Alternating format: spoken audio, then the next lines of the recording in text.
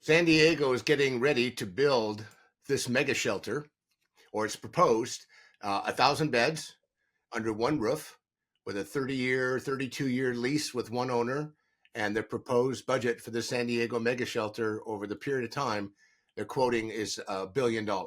Well, currently, what's happening with the San Diego mega shelter is the mayor has identified a site. I believe they're negotiating with the owner, who evidently just recently purchased the building, which is interesting because the timing of this is kind of, when we look at the government right now, we're all a little concerned that, is everything as transparent as it can be. So they're negotiating, they're looking at the building, and they got it before city council that was scheduled this week to vote on moving forward. And the vote has been postponed. And I don't know why or what exactly was the reason. But when you're thinking about a $1 billion investment that the community is going to make over time, I'm glad they're pausing. The impact here in San Diego of putting together 1,000 bed under one roof homeless shelter, in my opinion, is like building a prison, but not calling it a prison. And the location that's been identified sits between the trolley tracks, if you will, and a major freeway. So on either side of the dwelling, from what I've been told, are two major arteries of transportation, which make it kind of an unsafe area to walk around after dark. Secondly, the idea of putting 1,000 people under one roof who are suffering from similar ailments, substance abuse disorders, mental health issues, untreated trauma, and have been out on the street on their own for a long time. The third issue is most people, the conversations are, most homeless people don't like being in a structured environment anyway. So to try to think that you're going to invite people in and they're going to come in and sleep with 900 other 99 people is unrealistic. And the services that will be provided, if it's typical of a shelter, when you send someone to a shelter or they end up at a shelter, it's like going to the emergency department. You get a quick fix, you get whatever wounds you have healed, x-rays if you need them, and a little bit of medicine to get you going, and then you're released. So to me, a shelter is absolutely of that nature, is a non-starter and shouldn't even be open in a community like ours. And if we're going to try to help people understand life skills, how do you teach someone how to sleep in a room with 50, 60 other people? That's why I liken this to a prison, because that's the only place you're going to sleep with that many other people. And usually in most county jails, unless you're in a bunk room, you're in two people to a cell. So I don't know how they're going to build this where they're going to be able to keep enough separation from that many people that are suffering from that many things under one roof. In my opinion, will make it worse for everyone and the community by building something that significant in one place. They're not even talking about what happens after they get in there. They're not talking about accessing treatment. They're not talking about assessment. They're not talking about prevention. They're not talking about education. And historically, shelters don't do that. They don't do that. What they do is get somebody off the street, put them in a shelter where they have a roof over their head and they can stabilize and maybe get a good night's sleep. And then they're asked to leave that morning so they can clean the facility, and they can't get back in until 5 p.m. So what are they doing all day? I mean, are we going to send them back to school? Are we going to bring education inside? How are we going to treat 80% of the homeless who have a substance abuse issue, a mental health issue, untreated trauma, suffering from PTS, by putting them in an environment where there is more PTS, more substance use going on, and more people suffering from self-medication? So it's a contaminated environment when you think about how big that's going to be and how many people will be impacted. Most people go into jail, they come out with new tips and tricks. So if we're going to put people in shelters like that, they're going to come out with new tips and tricks on how to survive or how to not follow the rules or new drugs they can get or meet people who are selling drugs. And if you think about it, if you were a drug dealer, where would you want to sell your drugs? Right outside the front door of 1,000-bed shelter. The homeless situation in San Diego basically is this. We are at 10,000 people, according to the paper the other day. I think that number is probably 5,000 light.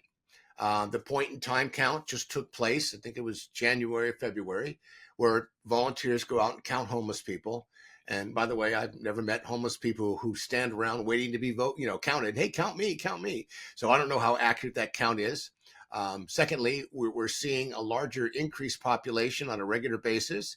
In San Diego specifically, we're seeing a significant increase. I think the substance use disorder, the addiction problems of the homeless are greater than they've ever been, primarily because methamphetamine, fentanyl, crack cocaine, if you will, and even marijuana, which is now legal in California, is so much more stronger and it's a lot cheaper than it's ever been. So we have this perfect storm. And of course, the economy went through a major shift recently with COVID, and 20% of the businesses basically just closed over time. So those jobs aren't necessarily there. But then, of course, that individual who suffers from a disease of addiction, the individual who has mental health issues, has barriers to getting to employment anyway. So if the providers aren't helping them solve those problems with wraparound services, they're not job ready, they're not school ready, they're not even life ready. So when you factor all the things that are going in the wrong direction, there's no way we're going to correct this ship and get it in the right direction until we take the responsibility of putting together a continuum of care and holding leadership responsible. I mean, Los Angeles, I understand now, is thinking about doing a full audit and asking where every single penny is being spent. Now, they can get county money, they can get city money, they can get state money, they can get federal money because they know what those dollars look like because they come through in a structured way. Well, what about the philanthropic dollars? What about the charitable dollars? How about all the faith-based groups who are providing a meal but no other support because they just want to be out there to help provide a meal? So when you add all those in-kind services up, we're probably spending more like 40 billion in the last 5 years rather than 25. I'm a firm believer in that rule of thumb that if you do what you've always done, you're going to get what you've always gotten. So I think we need to take a deep breath, no more studies, but a deep breath and go, okay, we're putting out X amount of money with the shelter system, X amount of money for affordable housing, X amount of money on the Medi-Cal part of the medical side to help people that are frequently going to, the ERs. And we are spending zero on education prevention, and we're spending zero on X, Y, and Z. So once we understand where the money's going, we try to get the leadership, the thought leaders, and more importantly, and I want to emphasize this, the change agents, the people who think that we should put ourselves out of business over time so we can empower and help the individuals sustain their own lifestyles. I've never met a homeless person who said to me, I love waiting in line to do my paperwork, to get my little coupon or my little stipend or my food voucher.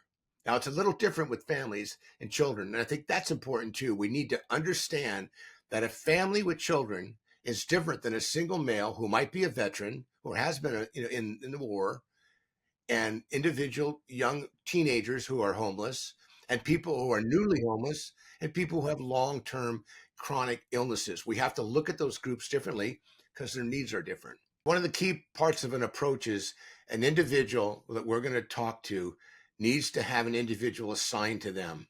And that person that we're serving is assigned to that individual, at least in the beginning, to make an assessment, set up a trajectory or a structured plan for the next 90 days, 6 months, and a year.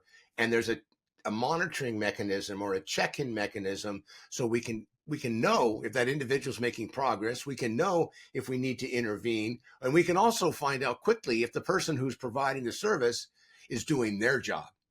Because at this point, when I hear someone say, well, they weren't ready, or they're drinking too much, they're not ready yet, that's not someone who's trying to help somebody. That's somebody who's trying to get their numbers on a piece of paper so they can get their boss or their agency or their funding group refunded so they can keep moving. I think the city leaders need to stop doing what they're doing right away. I think if they think that I just heard the governor say, we have the model for ending homelessness for the country. I'm thinking, wait, what? What model? Where is it? I mean, San Francisco just unveiled that they're looking for new funding for their MAP program, the managed alcohol program, where they're giving free booze to homeless every day.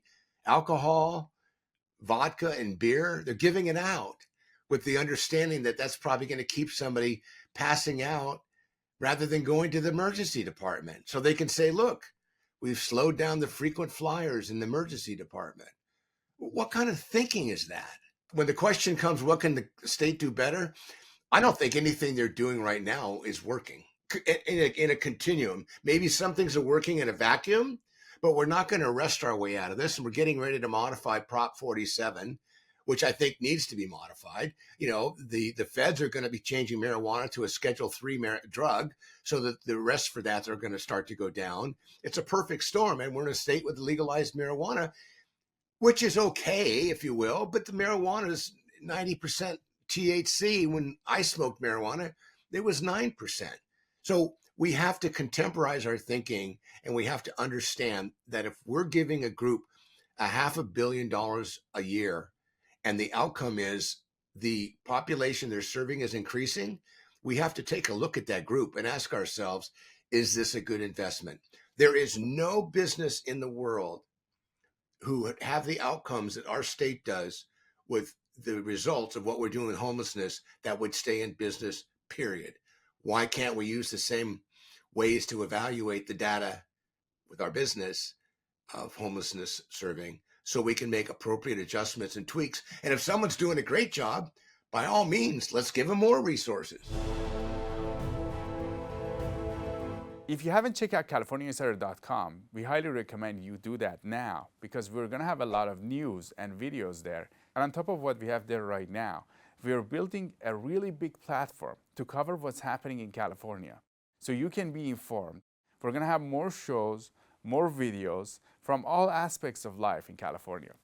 Go to CaliforniaInsider.com and we'll see you there.